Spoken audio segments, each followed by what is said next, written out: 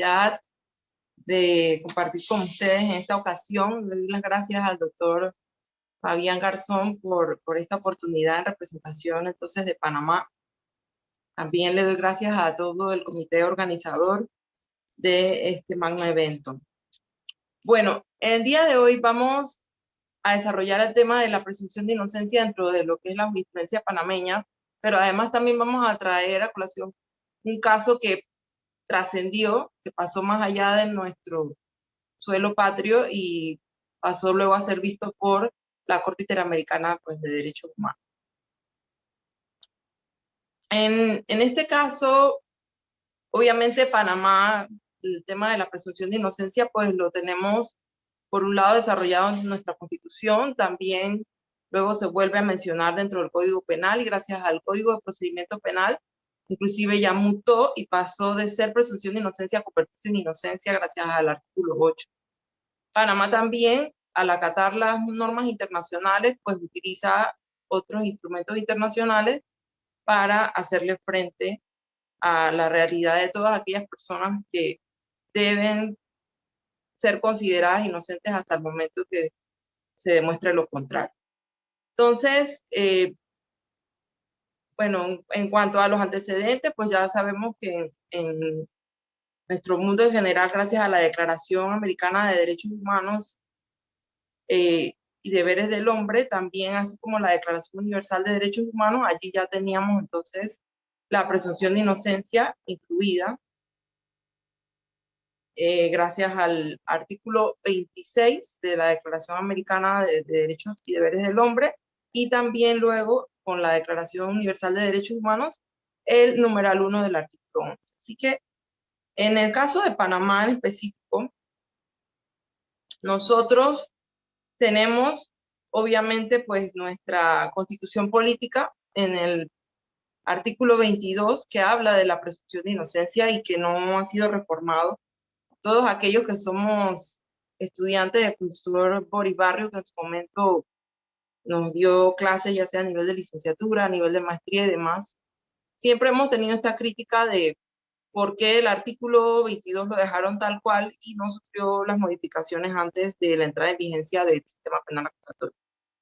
Pero bueno, el artículo indica que toda persona acusada por haber cometido un delito, pues se presume su inocencia mientras no se pruebe su culpabilidad en un juicio público. Entonces, obviamente, quedó así tal cual y ha sufrido muchas críticas dentro del ámbito no solamente de procesal constitucional, sino también dentro del ámbito de los penalistas.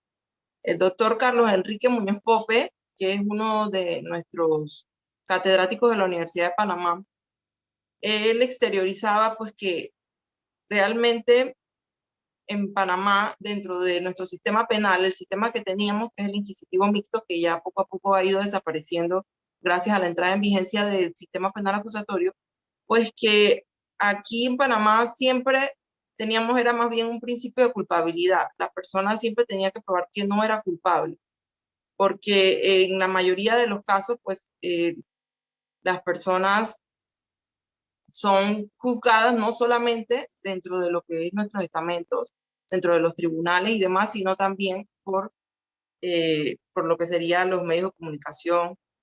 Y en vez de ser tratada como tal, dependiendo de cuando vamos pasando por los cambios, o sea que primero una persona investigada, luego imputada y por último sentenciada, desde un principio, pues la persona pasa a ser como quien dice culpable según el sistema, como lo estábamos viendo.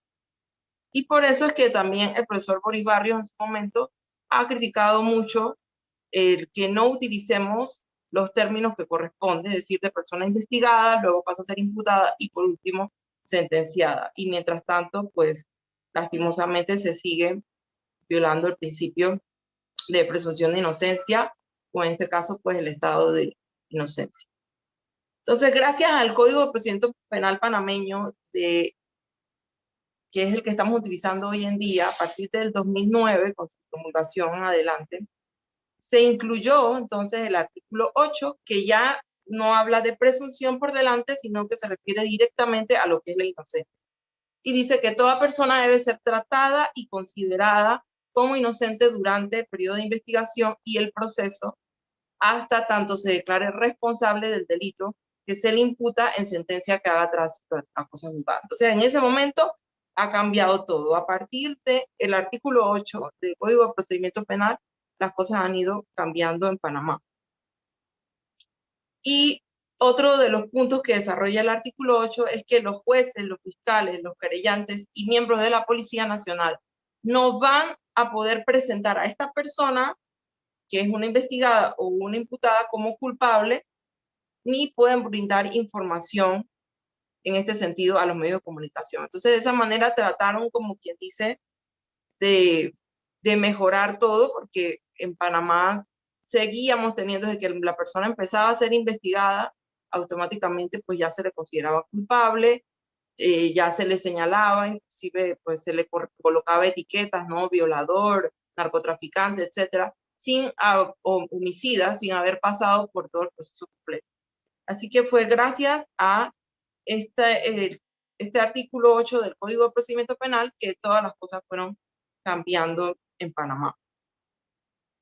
Bueno, en cuanto a los casos que les traigo dentro de la jurisprudencia de la Corte, pues traigo unos casos que ya vienen una vez que empezó a entrar en vigencia el sistema a partir de 2014, 2018 y demás. Está un caso muy interesante que es el señor Jonathan Troya y otros indicados por delitos de homicidio, homicidio en grado de tentativa y delito de robo en prejuicio de Bo Carsten Olsen y Carsten Olsen Secharia. Entonces, una de las personas pues murió y el otro quedó en grado pues de tentativa de homicidio. En este caso específico, el recurso de apelación que se presentaba no era por Jonathan Troya, sino por el señor Francisco Enrique Carrera. Entonces su abogado, Antonio Ariel Espinosa, que era su defensor, sostuvo que estaba disconforme por la manera en la que se emitió la sentencia dentro del Tribunal Superior de Justicia de Tercer Distrito Judicial. ¿Por qué? En este caso específico, él hablaba de las piezas probatorias y es allí donde se dan cosas pues que se solían dar en Panamá por muchos años, ya que él sostiene que por el solo hecho de actitud sospechosa, de que su representado tenía una actitud sospechosa, entonces él fue aprendido y llevado ante las autoridades para que se le vinculara, pues en este caso. O sea que fue una cosa terrible porque a partir de allí nuevamente entramos en Panamá en ese debate de cuándo está usted ante una actitud sospechosa. Por el hecho de tener una supuesta actitud sospechosa, que es algo tan subjetivo, vamos a agarrar a una persona, la vamos a prender, la vamos a, como quien dice, privar de su libertad mientras se demuestre lo contrario. Entonces, allí él hizo pues la salvedad que no estaba de acuerdo a la manera en la que las piezas probatorias se utilizaron para quebrantar la presunción de inocencia de su representado. Lastimosamente, aunque en ese momento pues se dio un debate dentro de lo que fue la sala penal, ellos decidieron confirmar la sentencia del 19 de octubre y el señor entonces quedó, como quien dice, vinculado con el caso y quedó como presunto responsable. Hay otro caso que fue para el año 2016, que fue el caso de Nicolás Juan Liacopoulos contra la resolución de indagatoria del 26 de julio del 2016. Entonces, aquí su abogada trajo a colación nuevamente que la indagatoria y la formulación de cargos fueron hechas en violación del artículo 22 de la Constitución Política, es decir, la presunción de inocencia. Ella señaló que se dejó de cumplir el mandamiento constitucional y que hasta cierto punto ella considera que también se violó el artículo 17, ya que es deber de las autoridades proteger y respetar estos derechos fundamentales de las personas, incluyendo todo lo que es el debido proceso y obviamente la presunción de inocencia. Analizado todo, en el caso fue interesante porque cuando se lee este fallo fue ante el Pleno. Cabe resaltar pues que en Panamá todavía, a pesar de todos los deseos que hemos tenido muchos panameños, pues no se ha elevado a Tribunal Constitucional. Nosotros tenemos realmente pues las distintas salas, y cuando vamos a ver así casos, pues se ve en pleno. Todos los casos constitucionales pues tienen que verlo poco a poco las distintas salas, tomando en cuenta pues lo que tenemos en el pleno. Inclusive se trató en su momento de crear una sala quinta que iba a ser la sala exclusiva constitucional, pero no se logró. Entonces, cuando se lleva este tipo de casos, como el caso del señor Diacópulos ante el pleno, es el pleno entonces el que tiene que llevar a cabo el debate. Y dentro del debate pues surgió el descontento por parte de la propia Corte, y decidieron revocar la decisión y concederle entonces el amparo de garantías constitucionales que promovió la abogada de Frías a favor de su representado Nicolás Juan Jacopoulos, ¿no?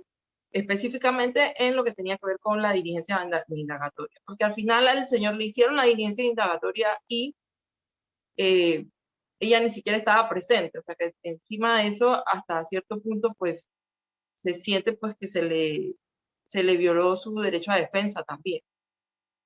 Este tipo de prácticas pues se solía dar mucho en Panamá antes de la entrada en vigencia del Código de Procedimiento Penal, donde las personas pues se les violentaba ese derecho a ser representado, ese derecho a contar con su abogado, y también a la vez de no autoincriminarse pues a través de este tipo de indagatoria.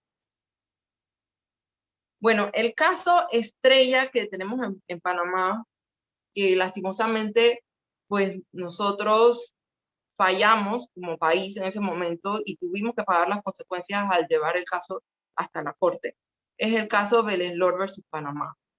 Probablemente ustedes lo han escuchado en algún momento. El señor Vélez Lor apenas iba ingresando a Panamá